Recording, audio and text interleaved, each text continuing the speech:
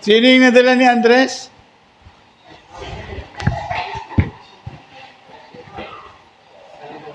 Nakalimutan na. Si Simon Pedro, di ba? Si Felipe, ang natagpuan niya si... galing niya. Okay, tingnan niyo mabuti ha. Yung isa naging dalawa. Tama? Yung dalawa naging apat. Kasi nagsama-sama na sila eh. Yung babaeng Samaritana, ang nakalagay doon, hindi mabilang, marami. Sabi mo sa yung katabi, marami.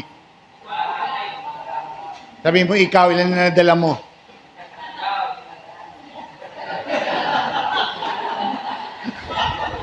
Ilan na nadala mo sa Lord? Ha? Pamilya. Ikaw, kaibigan, tinaboy mo? Okay. Tapos yung huli, nakalagay doon, great, mas marami. Mas marami, kapatid. Mas marami. Bago tayo magtapos, sa Manila, meron akong dinidisciple na 3 kabataan. Sabi ko sa kanila, mag-invite kayo ng mga kaibigan. Dalhin nyo sa Jollibee, ako magpapakain. Nag-imbita ng 7. Nung magbabayad na ako, 1 to. Kami namin. Sabi ko, okay lang. Di baling gumastos ako. Kapatid, gumagastos ako. Okay lang, kahit kunti.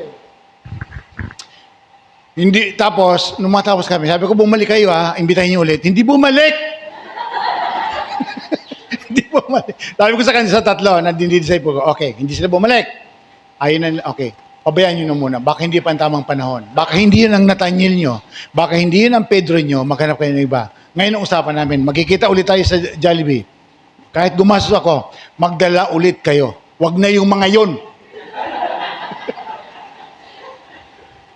Kailangan namin hanapin ang aming Nathaniel. Yung church natin sa Valenzuela, nagsimula yun sa isa. Ito, Pastor Rex, nandito. Kay Dondon. Si Don, di ba Dondon? Sinama niya yung girlfriend niya. Minimit ko yun dinadala ko yun sa Jollibee, sa McDo. Naikutan na nga namin. Hanggang sa mapunta kami. Dinidisciple ko yun. Sabi ko sa kanila, mag-invite kayo ng 2. Ang in-invite ng 2, yung kapatid, saka yung girlfriend, yung boyfriend.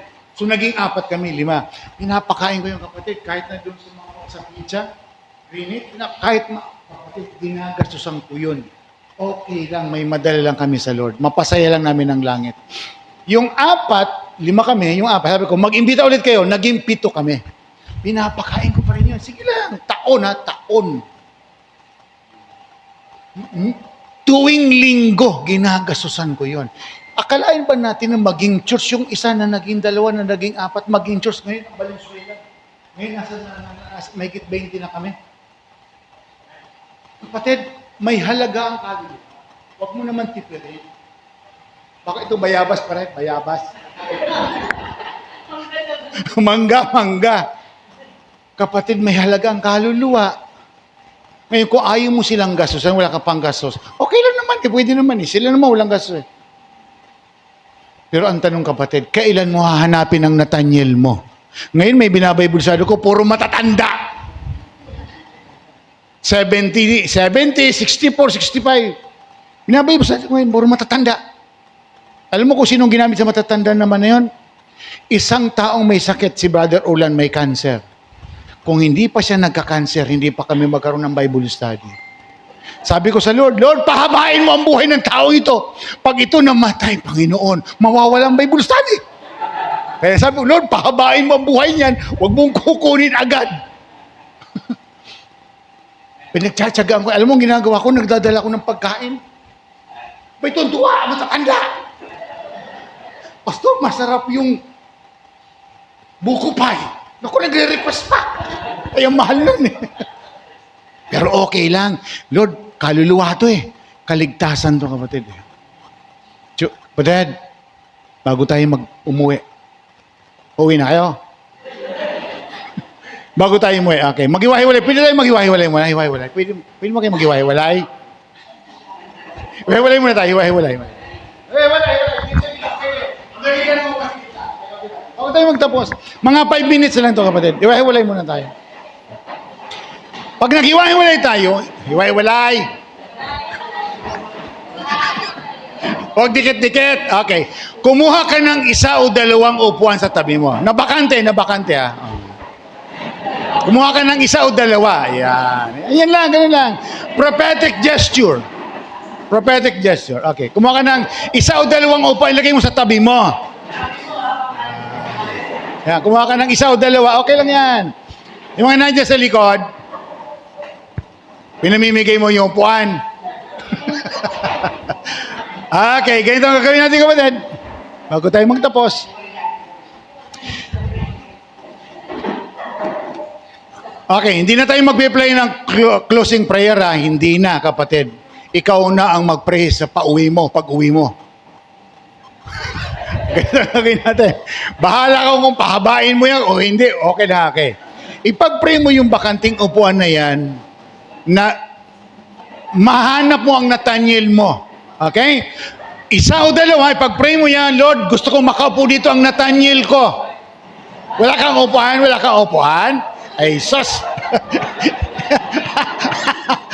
Wala kang upuan? Okay, hanap ka. Okay, kahit isa o dalawa, okay lang. Ipag-pray mo na yung mga upuan niyan, kapatid, dyan uupo ang mga Nathaniel mo. Hindi lang isa yan, kapatid, marami tayong Nathaniel sa buhay. Marami tayong simuna hanapin. Marami, kapatid. Gusto natin mapasaya yan. Hindi lang tayo nagsasaya dahil pinagpapala tayo ng Diyos. Bless ka, marami kang pera, marami kang trabaho, magandang trabaho ka, pinagpala ka ng Panginoon, meron kang pamilya, malusog lahat, kapatid. Biyaya ng Diyos yung kapatid. Pero gusto kong mapasaya natin ang langit.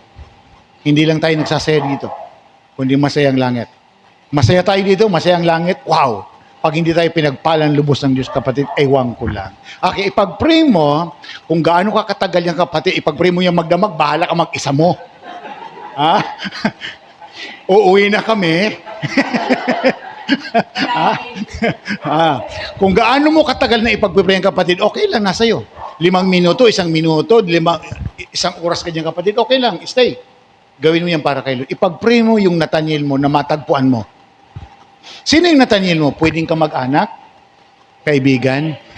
Kahit yung babae, kahit sino, hindi na ka mag-anak eh. Sino yun eh? Tapos yung lalaki, yung masamang ina, yung masamang espiritu, hindi na ka mag-anak eh. Kaya naganap dyan na yung nakalagay sa Book of Acts, ipangaral mo sa Judea, Samaria, at sa buong naganap yan, kapatid. Okay, pag-pray mo na, simulan mo na, kapatid, isama mo ng closing prayer dyan sa inyo para umuwi na po tayo. Wala na tayong closing prayer. Okay? Ang closing prayer, kung kailan ka magtatapos, that is your closing prayer. So lahat tayo magbe-pray ng closing prayer. Ngayon, kung pag dilat mo, wala ng tao dito, nahiwan ka na. Baka naman naman nagbe-pray ka, wala na, tumayo na. Hindi ito madalian, hindi naman ito patagalan. Pag tapos ka na mag-pray, umuwi ka na, okay lang. Kapatid, umuwi ka na, pwede na. Tapos na tayo. Pero ipag-pray mo ng mabuti, kapatid, na yung upuan ng bakanting yan, gagamitin ka ng Lord.